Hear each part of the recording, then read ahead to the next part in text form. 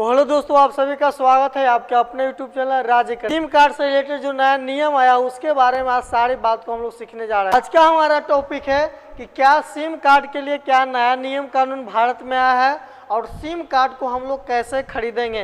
ये नया SIM card के लिए भी कई नियम कानून लाए गए हैं और जो पहले से सिम कार्ड है उस पर भी कई नियम को लागू किया गया है।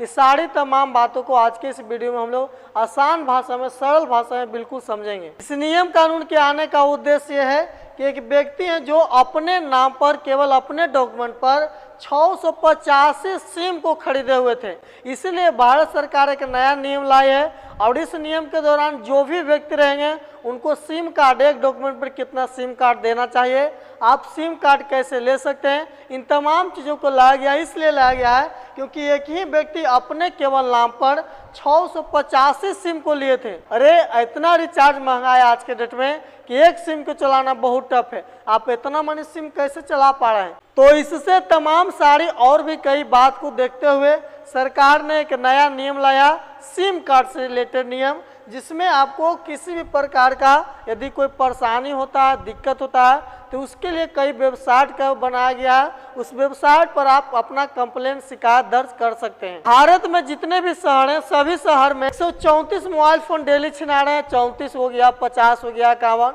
मतलब 100 से प्लस, 100 प्लस प्रतिदिन मोबाइल फोन पूरे भारत के जितना भी शहर है, छोटा शहर हो, बड़ा शहर हो, लगभग शहरों में प्रतिदिन 134 मोबाइल फोन चला रहे हैं, जिसमें मात्र 3% मोबाइल के ऊपर दर्ज FIR कराया जाता है, जिसमें मात्र 3% मोबाइल, जो आपका मोबाइल फोन जिनका भुलाता है या चोरी होता है, केवल 3% लोग इस पर अपना FIR दर्ज करवाते हैं।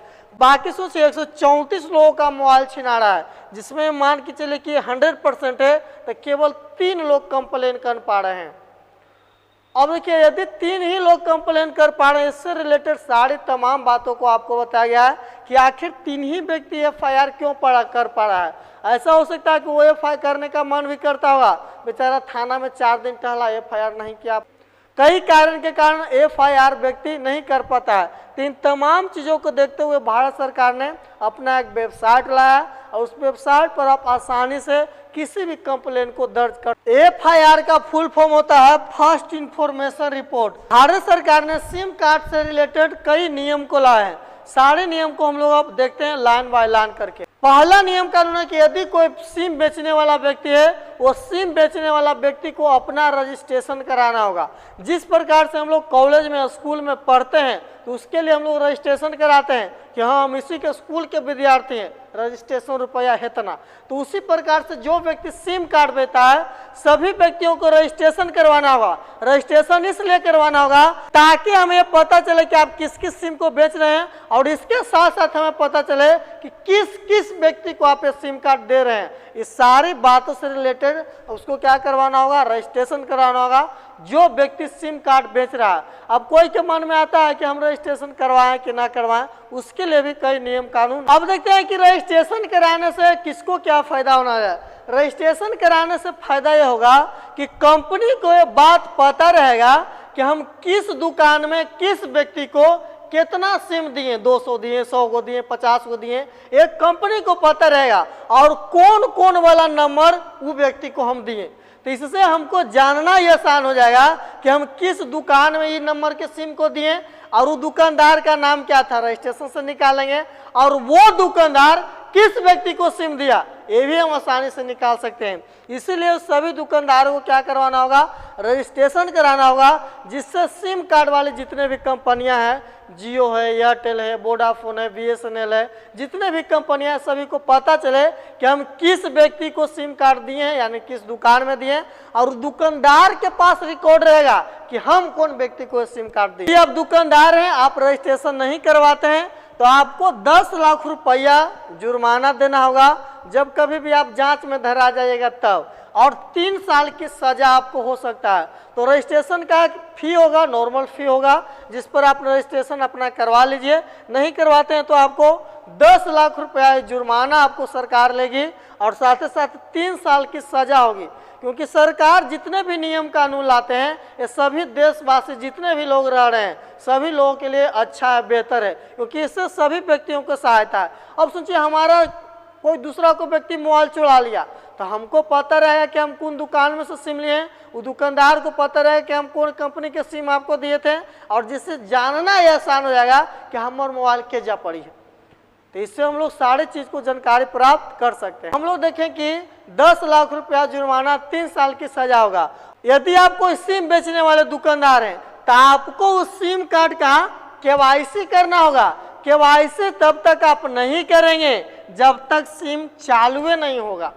अब सोचिए जब तक आप केवाईसी नहीं करेंगे जब तक सिम कार्ड चालू आपका नहीं होगा। केवाईसी वही लोग दुकानदार करेंगे जो इस सिम कार्ड को क्या कर रहे हैं, बेच रहे हैं। नया सिम कार्ड से रिलेटेड नियम कानून आया है। इस नियम कानून के अंतर्गत यदि आप सिम लेने जाते हैं तो आपको दुकानदार पहले क्या करता था, आपसे हार्ड कॉपी मांगता था, आधार कार्ड, फोटो, आपका वहां पर सिग्नेचर। लेकिन अब सिम कार्ड लेते समय आपको किसी डॉक्यूमेंट की आवश्यकता नहीं है, केवल आधार कार्ड का जो QR कोड रहता है उसकी आवश्यकता है।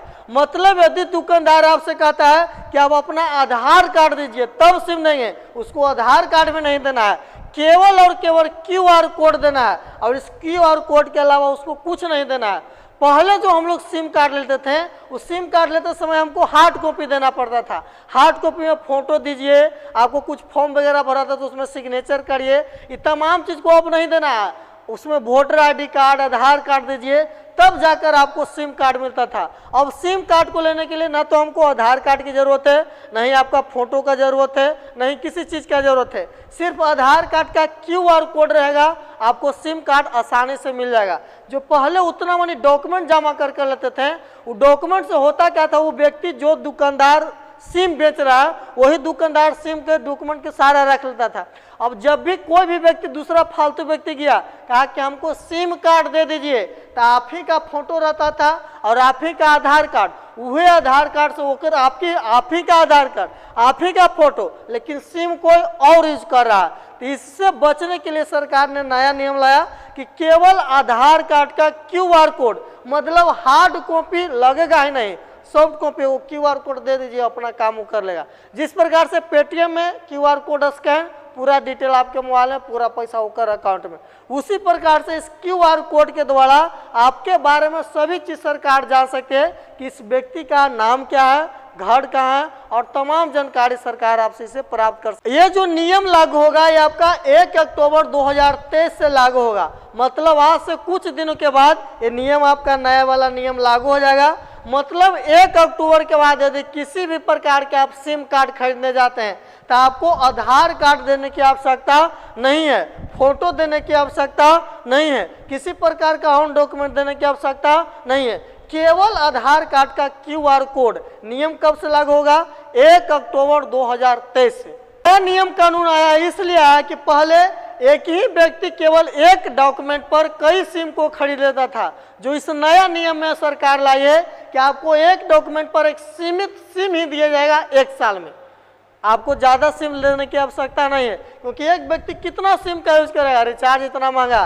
पहले एक ही डॉक्यूमेंट पर 10 रुपया में सिम आता था, 1 महीना रिचार्ज, भर पर बात करो। लेकिन अब आपको ऐसा नहीं है, एक डॉक्यूमेंट पर कई आपको सिम नहीं दिया जाएगा 1 साल में। हाँ, अगला सिम आप बंद करिए तब आपको नया सिम दिया जाएगा।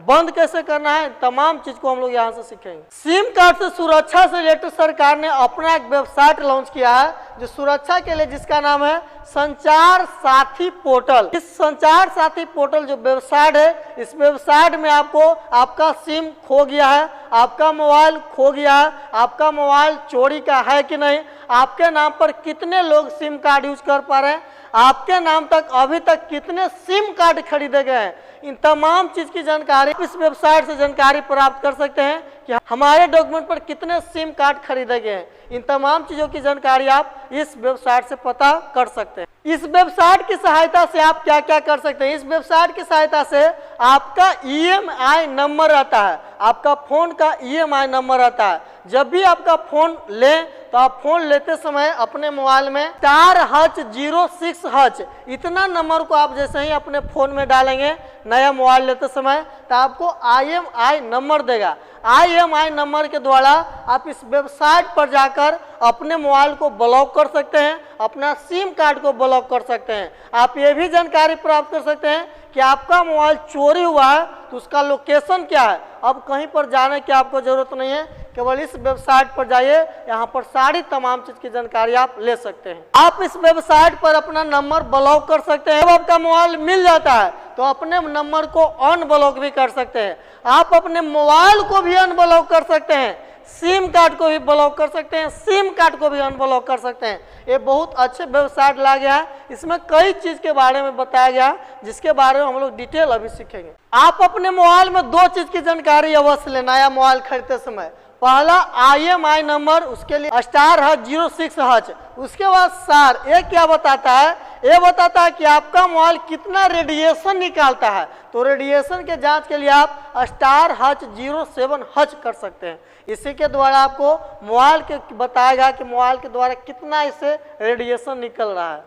तभी होता क्या है कि हम कोई मोबाइल नंबर यूज कर रहे थे और उस मोबाइल नंबर को हम बंद कर दिए, नहीं यूज कर रहे हैं ना मोबाइल नंबर।